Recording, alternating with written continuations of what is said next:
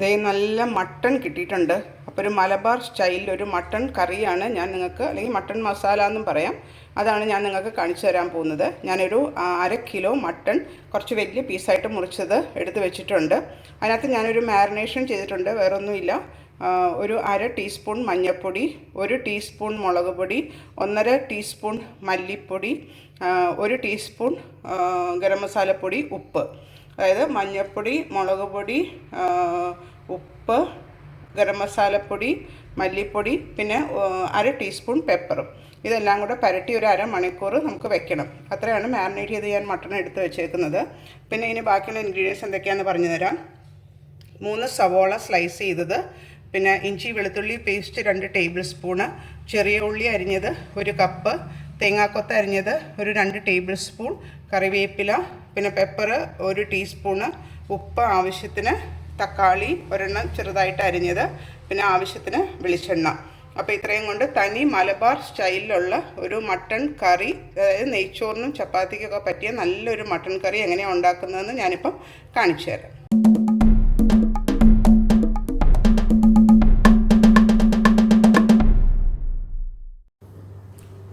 എല്ലാവരും റെഡിയായോ മട്ടൺ കറി ഉണ്ടാക്കാനായിട്ട്? ഞാൻ ഇൻഗ്രീഡിയൻസ് ഒക്കെ പറഞ്ഞു തന്നല്ലോ.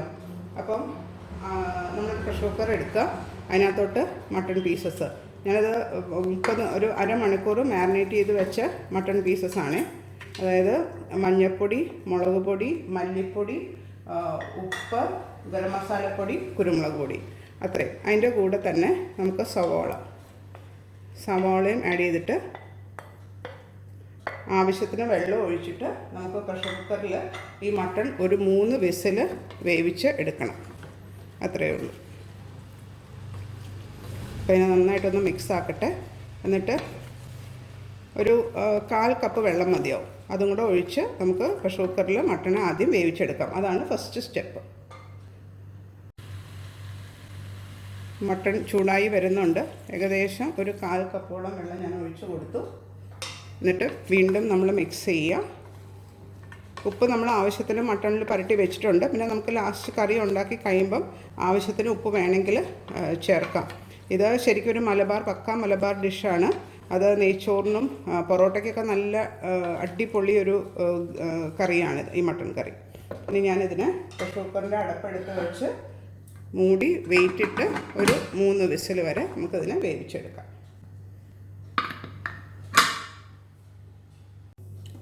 ഇപ്പം ഒരു 3 വിസിൽ കഴിഞ്ഞു. ഞാൻ പ്രഷർ കുക്കറിൻ്റെ പ്രഷറൊക്കെ പോയി ഒന്ന് തുറന്ന് നോക്കുവാണ്.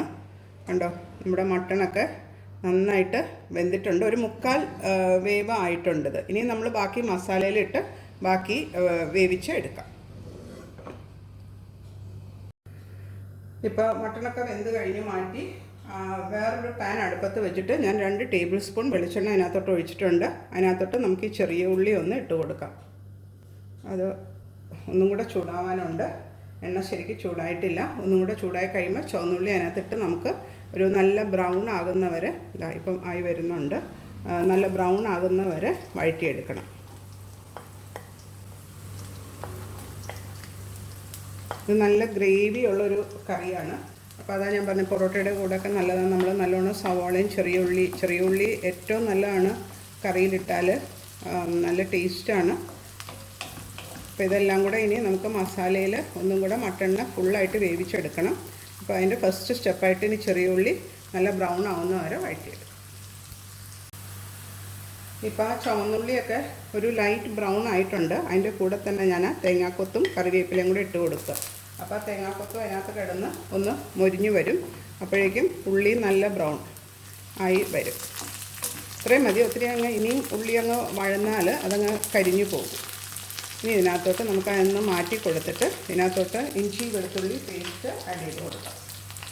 ഏകദേശം ഒരു 2 ടേബിൾ സ്പൂൺ ഞാൻ ഇഞ്ചി വെളുത്തുള്ളി പേസ്റ്റ് ആഡ് ചെയ്യുന്നുണ്ട്. അപ്പോൾ എന്നോട് കുറച്ച് പേര് ചോദിച്ചു, ഈ ഇഞ്ചി വെളുത്തുള്ളി പേസ്റ്റ് അവരൊക്കെ അരച്ച് ഫ്രിഡ്ജിൽ വെക്കുമ്പോൾ അതിൻ്റെ കളർ മാറിപ്പോകുന്നുണ്ട്, അതിന് എന്താ ചെയ്യേണ്ടതെന്ന് ചോദിച്ചു. അപ്പോൾ അതിന് ഞാൻ ടിപ്പായിട്ട് പറഞ്ഞു തരാം.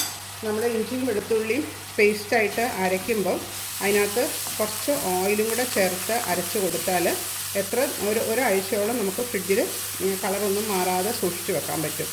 അതായത് കുറച്ച് ഓയിലും കൂടെ, അതായത് വെള്ളം കുറച്ച് മതി, ഓയിൽ കൂടുതൽ വേണം.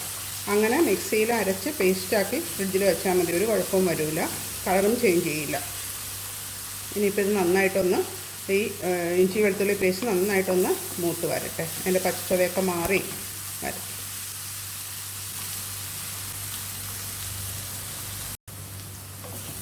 ഇപ്പോൾ ഇഞ്ചിയും വെളുത്തുള്ളിയൊക്കെ നന്നായിട്ട് വഴന്ന് വന്നിട്ടുണ്ട്. ഇനി ഇതിനകത്തോട്ട് ഒരു ടൊമാറ്റോ അതും കൂടെ വഴറ്റുക. ഇത് എളുപ്പമാണ് ഉണ്ടാക്കാൻ. നമുക്ക് മട്ടൺ നേരത്തെ ഉണ്ടാക്കി വെച്ച് കഴിഞ്ഞാൽ പിന്നെ മസാല ഉണ്ടാക്കാൻ അധികം സമയമൊന്നും വേണ്ട. അപ്പം ഇനി ഇതിനകത്തോട്ട് തക്കാളിയും കൂടെ വഴന്ന് കഴിയുമ്പോൾ നമുക്ക് ആ പ്രഷർ കുക്കറിലെ മട്ടണും സവോളയും അതിൻ്റെ സ്റ്റോക്കും എല്ലാം കൂടി ഇട്ടിട്ട് ഒന്നും കൂടെ മൂടി വെച്ച് നല്ലവണ്ണം മട്ടൺ സോഫ്റ്റ് ആവുന്നവരെ വേവിച്ചെടുക്കണം. അത്രയേ ഉള്ളൂ. ഈ ടൊമാറ്റോ ഒന്ന് നന്നായിട്ടൊന്ന് മാഷായി വരട്ടെ. ഇപ്പം നല്ല ക്രിസ്പായിട്ടാണ് ഇരിക്കുന്നത്, അതൊന്ന് സോഫ്റ്റ് ആവണം, അതുവരെ വഴറ്റിയാൽ മതി. ഇപ്പോൾ ടൊമാറ്റോ ഒക്കെ നന്നായിട്ട് മാഷായി വന്നിട്ടുണ്ട്. അപ്പോൾ ഞാൻ ഇതിനകത്തോട്ട് ആ പ്രഷർ കുക്കറിൽ നമ്മൾ വേവിച്ച് വെച്ച മട്ടണും ഇതിൻ്റെ ഗ്രേവി ഇത് വടിച്ച് ഞാനൊന്ന് ഇതിനകത്തോട്ട് ഇട്ട്, പിന്നെ അതിൻ്റെ കൂടെ കുറച്ച് പെപ്പറും കൂടെ, പിന്നെ ഉപ്പ് നോക്കുക എല്ലാവരും. ഉപ്പ് വേണമെങ്കിൽ ഇപ്പോൾ ഉപ്പും കൂടെ ആഡ് ചെയ്തിട്ട് കുറച്ച് നേരം മൂടി വേവിക്കാം.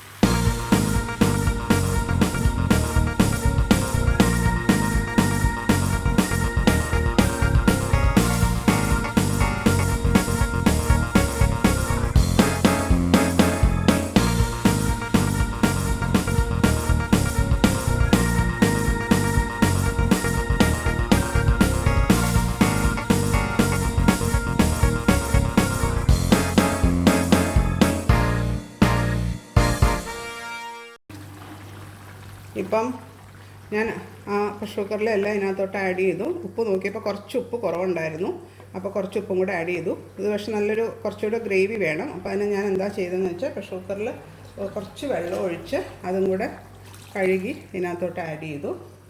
ഇനി നമ്മൾ ഹൈ ഹീറ്റിൽ തന്നെ ഇട്ടിട്ട് ഒരു 10 മിനിറ്റ് മട്ടനെ ഈ മസാലയിലൊക്കെ കിടന്ന് വേകാനായിട്ട് അനുവദിക്കണം. അതുകൊണ്ടാണ് എക്സ്ട്രാ വെള്ളം ആഡ് ചെയ്തത്. കുറച്ച് ഡ്രൈ ആയിട്ട് എടുക്കേണ്ടവർക്കാണെങ്കിൽ ഇപ്പോൾ ഈ വെള്ളം ആഡ് ചെയ്യേണ്ട, ആ പ്രോസസ്സ് ഒന്ന് സ്കിപ്പ് ചെയ്താൽ മതി. ഞാൻ ഇനിയിപ്പോൾ അതിനെ മൂടി വെച്ചിട്ട് ഒരു 10 മിനിറ്റ് മട്ടണിനെ കുക്ക് ചെയ്ത് എടുക്കാൻ പോകും. ഇപ്പോൾ അതേ നമ്മുടെ മട്ടൺ കറിയൊക്കെ റെഡി ആയിട്ടുണ്ട്. എണ്ണയൊക്കെ തെളിഞ്ഞ് വന്നിട്ടുണ്ട്. ഇനി ഞാനത് സെർവ് ചെയ്യുന്നതും കൂടെ കാണിച്ചു തരാം. ഇത് ചപ്പാത്തിക്കും നെയ്ച്ചോറിനും പറ്റിയ നല്ല ഒരു മട്ടൺ കറി.